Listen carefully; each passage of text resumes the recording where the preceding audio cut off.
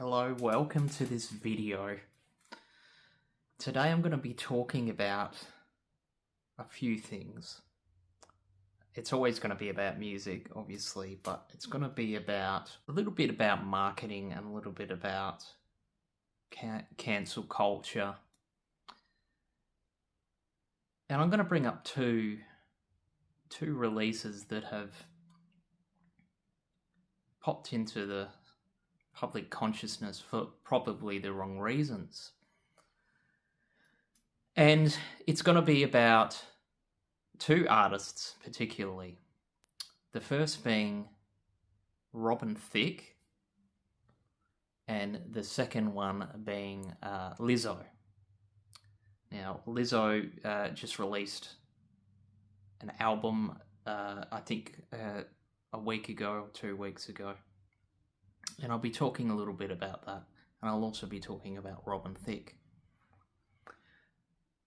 But I want to talk in general, like a general conversation around when people start to turn away from an artist, what sort of tends to happen, and the repercussions of that, and whether we think that's a good or bad thing. You know, all these sort of things I'll explore. But the first thing I want to do is highlight an event in the music industry that happened. And we'll go back to 1990. Okay. In 1990, there was a pop duo called Milli Vanilli, who you may be aware of. Now, Milli Vanilli in the late 80s were one of the hottest bands in the world, one of the most popular bands. They had lots of chart success, and they were known for their flamboyant style and excellent dance choreography, and that was one of the things that they were known for. They had hits like Girl, You Know It's True. There was lots of other ones, Blame It on the Rain, right? That these were very, very popular tracks. And what ended up happening was it started to come out that in a late 80s performance, the backing track actually malfunctioned. And I believe this was a 1989 performance at a MTV Videos award show, I believe. And what came out in the wash was that they weren't actually singing on the records. The records that they had put out had actually had uncredited session musicians doing the vocals. And the man behind Milli Vanilli was a producer called Frank Farian, who was no stranger to doing dodgy things in music, be that of the other more popular group, Boney M. He was behind Boney M as well. And so what ended up happening was in 1990, they were in their flow state and reaching enormous success internationally, and won the Best New Artist Award at the Grammys. Now, eventually, when they found out, it started to seep into things like there was a performance on a live TV where they appeared to be not really that fluent in English, which would indicate that would make their singing sound a lot different than actually was on record. They tried to do an impromptu live performance on TV, like a cappella style without any backing tracks, and sounded completely different. So finally it came out and they admitted, their wrongdoing. The producer came out and said, oh, look, it's just session musicians, and they had their Grammys taken away from them. Now, throughout this time when they were making records, the whole idea with the Milli Vanilli was that they both wanted to sing on the records, but weren't allowed to because the records were doing so well that they just had to keep up the charade. And that was their downfall. Now, I might say that it's actually pretty unfair that they that the industry turned away from them, because actually it's Frank Farian's fault that this all happened. If he was able to somehow introduce their vocals into the music gradually, or some other way of introducing their voices into the mix while also keeping the dancing, he would have been able to maybe pull off something quite extraordinary and continue that success. Unfortunately, everything went pear-shaped for them, and the public just turned their back on them, as you would imagine, it being, that they're not authentic musicians, and it was a lie the whole time. We were conned. It was just a big con job. Now, they struggled after this. It was a huge issue. There was lots of things that happened, and I won't go through all of them, but obviously the record sales diminished and people boycotted them, and then they tried to do Milli Vanilli properly and call themselves the real Milli Vanilli, and had absolutely no success at all. I have listened to these albums and they are fine. They're not my cup of tea, but there's actually nothing wrong with them. Okay. It was too late after that, So then we fast forward a couple of decades and we have Robin Thicke, who comes out. He's been around since the early 2000s, doing sort of his version of R&B soul singing. Blue-eyed soul, or whatever you want to call that sort of thing. He has some moderate success in the US, but he doesn't have really any success internationally. So here we enter Pharrell Williams.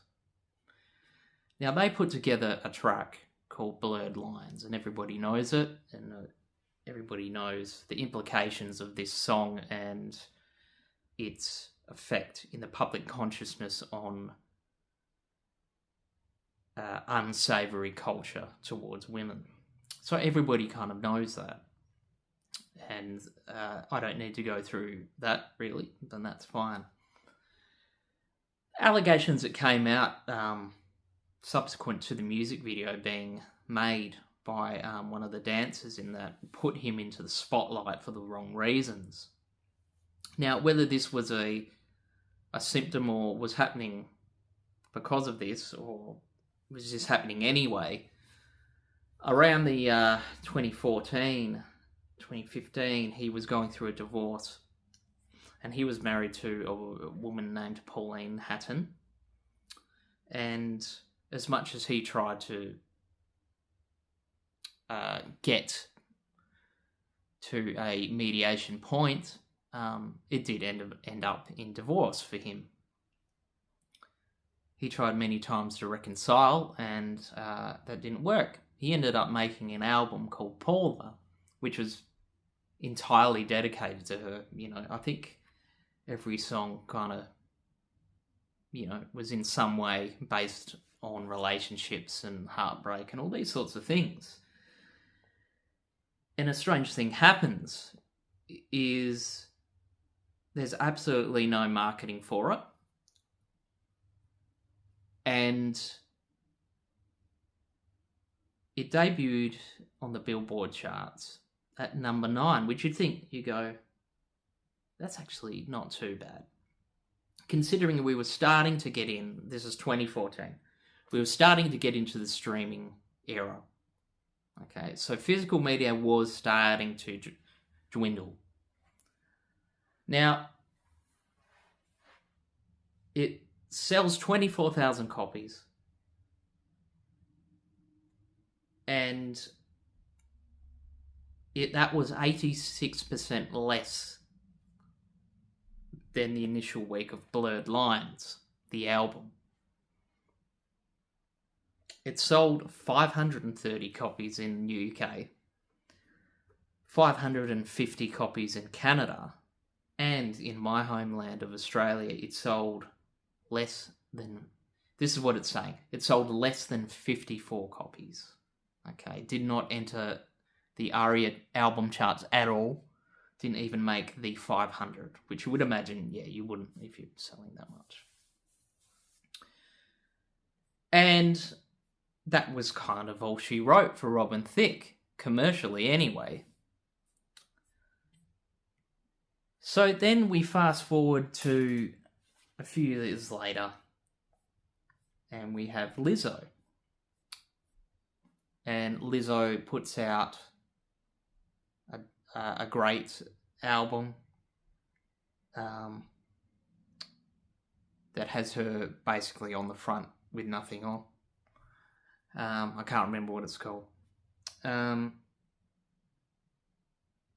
has some great success with that. She's also body positive. She also plays the flute. There's these things that just sort of stand out because it's like, oh, okay, she plays the flute as well, you know. Okay.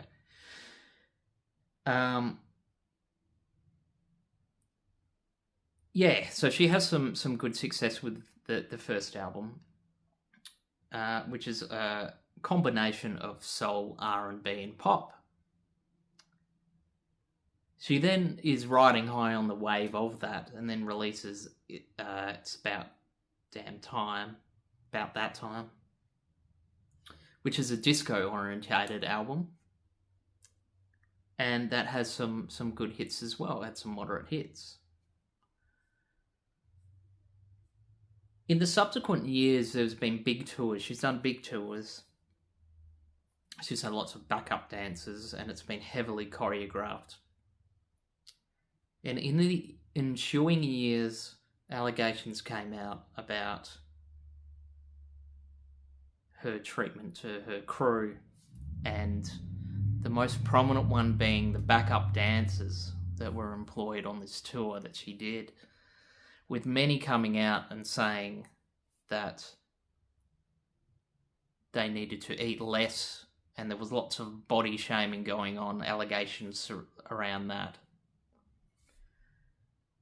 This did come back to bite Lizzo pretty hard, as you would expect from these sort of things happening. And as a result of that, there's a gap between the last album and the current album that's come out. And it's only 2 weeks old. And we have a similar thing to what happened with Robin Thicke. Okay, no marketing really behind it, because nobody really knew it was coming out.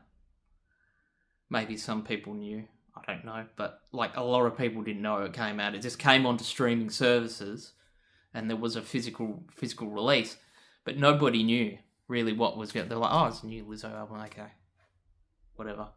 So that was the sentiment surrounding that. So that there was sort of a like, yeah, okay.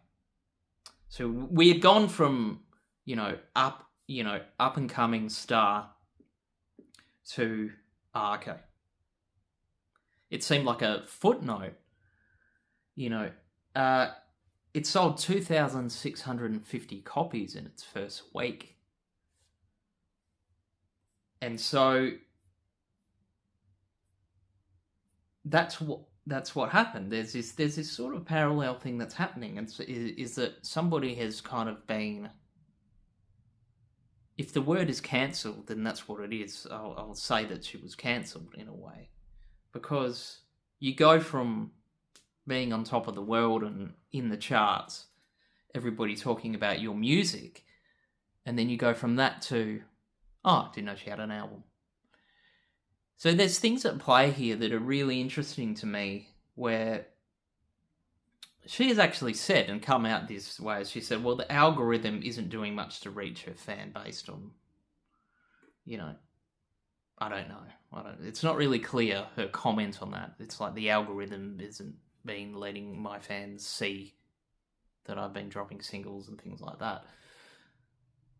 But there's just an indifference, as there was probably an indifference to Robin Thicke. I might actually go a bit stronger on that because of Robin Thicke and the tainted reputation of Blurred Lines and everything surrounding that. I think is probably worse. I think it's probably worse than the Lizzo thing. But they're both terrible things that are going on. And it's an interesting thing to think about. I sat down and I listened to the Paula album and I listened to the Lizzo album. And I can tell you without any qualms that they are both fine. Okay, they have serviceable songs on them. The production is okay, but there's actually nothing jumping out of the speakers and nothing like coming at me going, oh wow, this is, despite what's happening, this is good. You know, there's nothing like that happening, especially with the Paula album.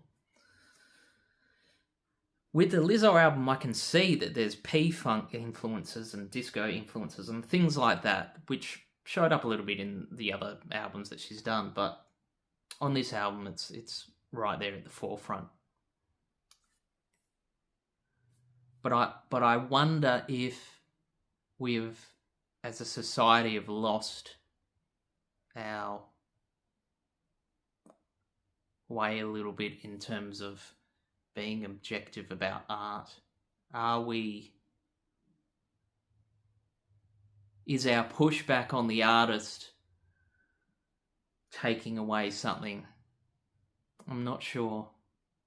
I know it's really philosophical, but are we denying ourselves of great art because we're pushing back against indiscretions an artist has? It's really interesting to me.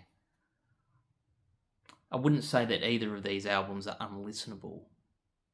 And you'll have your own opinion on that, you know. This is just something I'm going to put out there. I'd like you to comment and just have some discourse on it. I want to see what people have to say. I find it really interesting. Another example would be Will Smith. You know, Will Smith does the slap on Chris Rock in a public setting, and then his career is, you know, mincemeat for a little while. I think he's doing stuff now, but I wouldn't be able to tell you what he's working on if he's working on anything. This is the same sort of thing that happened to Lizzo. So I wonder if our opinions are getting in the way of us consuming our favourite art. I'm not a fan of either of these artists, but I do wonder if that's getting in the way of us liking what we like. And, you know, we are living in a post-truth society, and it's all very modern and postmodern, and, you know, people's truths are different. Everybody's truths can be true at the same time. But these are the things that I've been thinking about, and I do wonder if it's something that we're missing out on because we disagree. Like, people would say I disagree with Morrissey. I think Morrissey is a so-and-so, we'll call him names or whatever. But there's no denying the music. And I wonder if that can be applied to Robin Thicke or Lizzo. I'm not too sure. I suppose that's in the eye of the beholder, isn't it? Anyway, like and subscribe. Throw a comment in and let me know what you think about this, because we're entering a really interesting period of society where I think we're going really heavy on the accountability and not enough on the subjectivity. I'll leave it for now. Thanks very much for watching.